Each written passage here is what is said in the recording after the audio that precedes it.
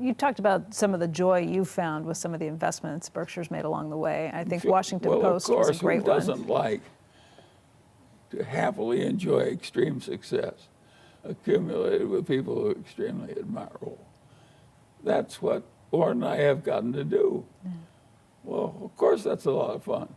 And a lot of the people at Sequoia have had a lot of fun because they've done a lot of similar things.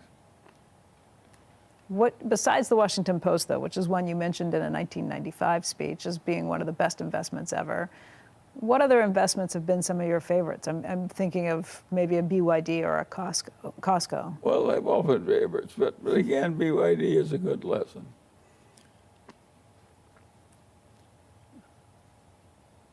I didn't find BYD. Lilu found BYD.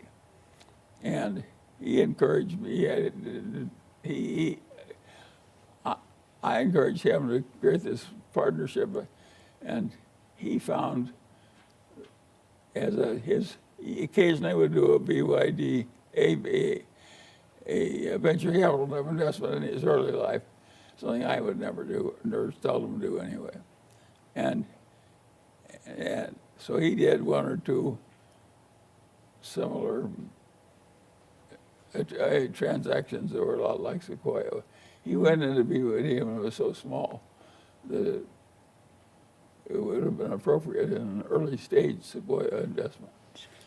And it was a public company, but it was just so small, it was barely a public company. And he went into it. And this little nothing company, headed by this, we could see that two things about Wan Chuan-Fu.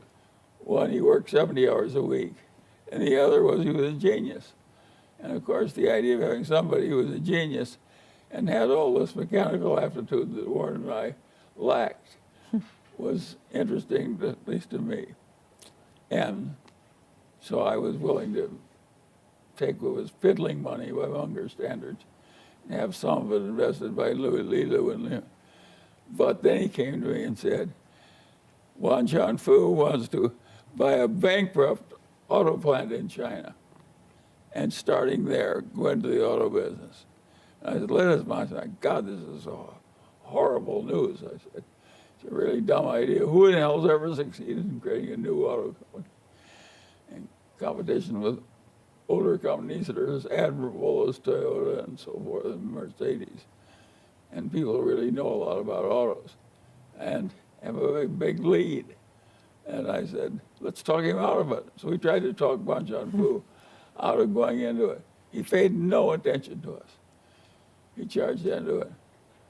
Well, this year he'll probably sell 2 billion automobiles at huge profits for automobile. Just mouth-watering, delicious profits for auto. It's a huge stunt. And we, Warren and I share the, not Warren and I, but Lilu and I share the distinction of urging him not to do it.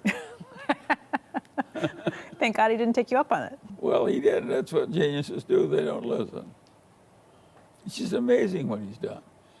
Of course, he's been lucky, but all the great records are partly work, partly talent, and partly luck. That's what you'd expect to win. Well, with this many people in the game of investment, of course the big winners are going to be people who get luck and who get work and talent and luck. That's what we've had. What was interesting about Berkshire's history is what turned the first $300 million of Berkshire net worth into the first $3 billion of Berkshire net worth. Now, some people have now gone back and checked all the figures, but some people have figured it out. But the way the results we got in turning 300 million into 3 billion really quickly helped us a lot. What was it? Well, it was blue chip, stamps, and See's Candy and the Buffalo News newspaper, and the early insurance operations under Ajit Jain when he came to us. And so it just, everything worked at once. And we made these unholy profits out of these fiddling businesses that weren't that good.